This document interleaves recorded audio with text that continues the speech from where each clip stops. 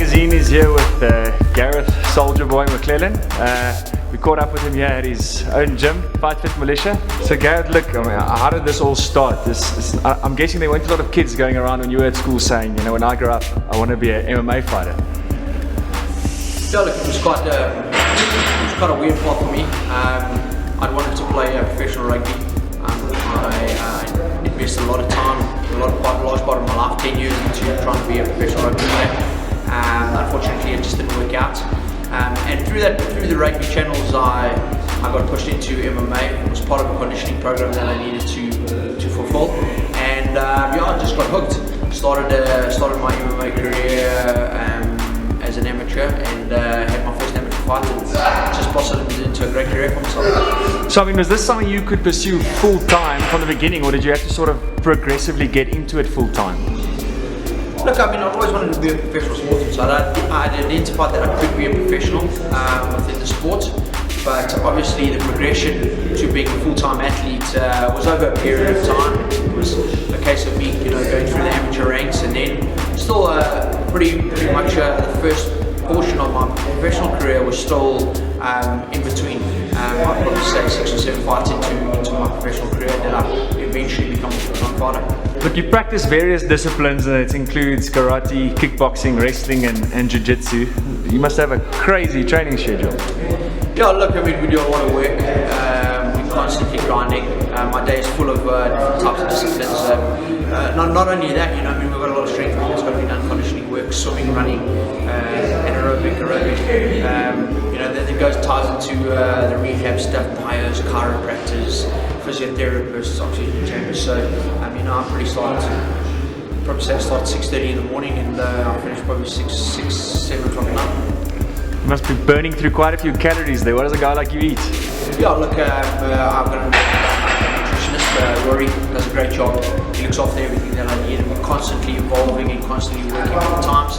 You know, obviously you start to get a bit older as I have as well, so you need to feed the body a bit more, make sure we're getting the right nutrients in. You know, so I go through some serious food. Take us through your first professional fight. It was against JP Korea in 2009, if I have it correct. What's going through your head then? First time, a lot of people, cameras. Yeah, look, I was just excited.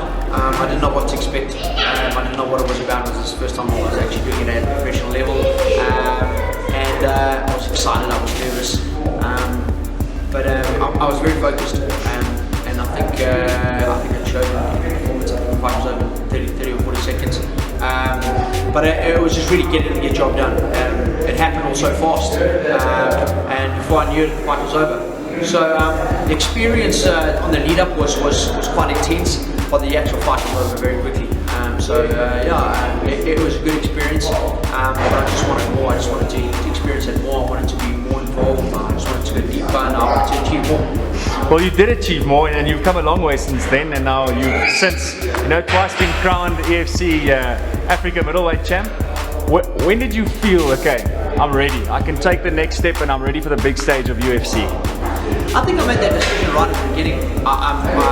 When I came to Fight Fit, I sat down with Rich and Norman. You know, they're my best friends and my head coaches, and we discussed what we wanted to do, what we wanted to achieve. And I said I wanted to be the best fighter on this continent, as well as I wanted to go on to become an international fighter, and I wanted to keep competing in the international circuit, and I wanted to be in the UFC. And we made those goals right from the beginning. They wanted to achieve the same thing as well. They wanted to take it to that level, and together we worked really hard to make that opportunity. And we're there now. Now we've got a different level that we want to achieve, and we're going after that. So currently your UFC record stands at 1 win, 2 losses. You want to take us through that first UFC victory against Bauer Bush? It was last year October. Yeah, obviously an amazing achievement for myself, and not only for myself but the whole country, and what our goals and dreams are as an MMA community. So it was a very proud moment for me to be able to be a South African and do that for my country. Personally, it was probably the best feeling I've had, and it's probably my greatest achievement. But to me, it only signaled the beginning. It's been a tough time over there. You it's been tough trying to get myself into the rhythm of international competition. The format, the mindset has to change, a lot needs to change, and we're constantly working to evolve to be better. But we know we're on the right path. We know we have what it takes to be where we want to be and be in the top 10 fighters in the world. And we will achieve that. You're also the first born and bred South African to actually win over there. That's quite special. Oh yeah, look, we've had some guys who won that have been South Africans that have won, but they weren't living in South Africa. They were fighting out of different countries. I'm the first homegrown guy, the guy who came through the South African ranks, and we fought in South Africa and to go on and to win in the UFC. So that was monumental. It was a really special moment. You've built a great brand, especially locally throughout your career. And I have to ask, how much of a role has the support you've received from the fans, from family and everyone, how much of a role has that played in all the success? Well, it's been the most important thing. My fans have been the reason that the brand has done so well. Then my family, my teammates, my friends, people around me have played such an important role to make sure that I stay focused. It's a very tough industry and you can easily get pulled to the wrong way or make wrong decisions or get strayed or just not perform when you need to. Those people have been vital to make sure that the Soldierboy brand is great.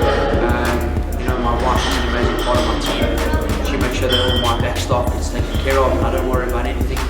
And Rich and Norman and Fight Fit, they're my team. They built me into the fighter that I am and they're a big part of the process. They've helped me develop into the man that I need to be. And then my teammates and my friends and my support system, they make sure they drive me, they give me the want to be more successful. The young guys in our team, they look at me as a role model, they look at me as a leader to them, and I need to fulfill that thing, so it means I have to be at my best all the time. So these are motivations that drive me to go on and be more successful. Okay, let's step away from fighting for a second. What does Garreth McLellan get up to outside of all this? Well, with such a hectic schedule, you don't really have much time for anything else. I like to spend time with my family. I've got a little boy, he's 1 year old, and I love spending time with him. I've got a daughter that's 7. We spend a lot of time together, myself and my children. I invest a lot of time with him. Obviously, being a family man with my wife, being home with them. I like to play some golf. I'm a big sporting fan. I watch a lot of sports, soccer, rugby, cricket, you name it, I'm there. I support anything. Big pork fan. I'll always be a big pork fan. I've never lost that love for rugby. I think I'm an everyday guy. I don't think I'm anything more special than anybody else. I like to do normal things. I like to spend time with friends. I like to watch a lot of movies. Read a lot. I've started reading a lot of books lately. Investing in myself and Quran.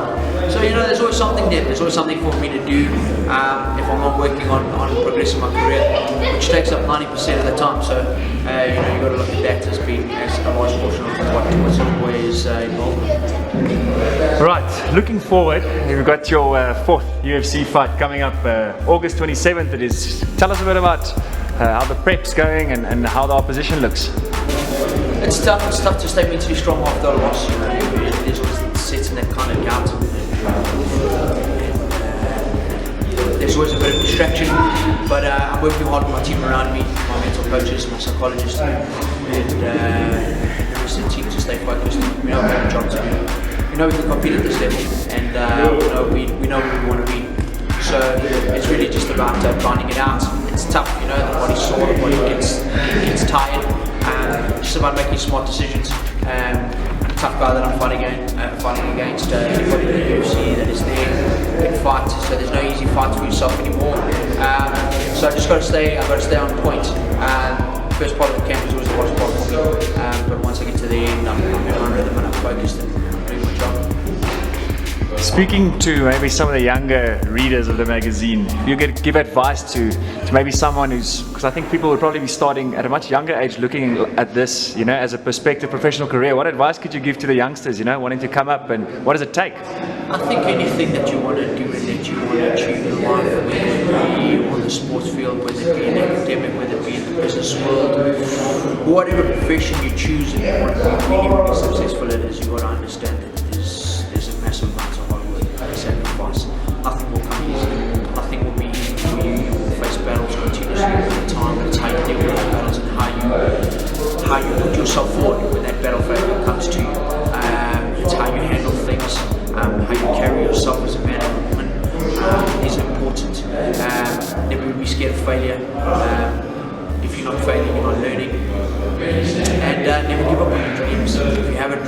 it's there for a reason. And if you want it bad enough and you want to achieve it, you'll do about pretty much anything to get there. And don't be scared of that. Don't be scared of going after something that in your heart is what you want. No matter what anybody around you says. People, if I look at myself, if I bring in a lot of friends when I was younger and they told you that they thought I'd be one of the top sports in this country with such an awesome brand, they'd laugh at you. But I knew what I wanted and I went for it. And I think that's what people need to know. If you want something, try and go for it. Garreth, I want to thank you so much for taking the time to chat to Game On Magazine, and I know the Game On Magazine and I'm sure the rest of South Africa will be 100% behind you come 27 August. Thank you very much, and thank you for the support and the love that you guys constantly give me. It's inspirational. Having South Africa back in me the way they do is truly an honor. It's truly an amazing thing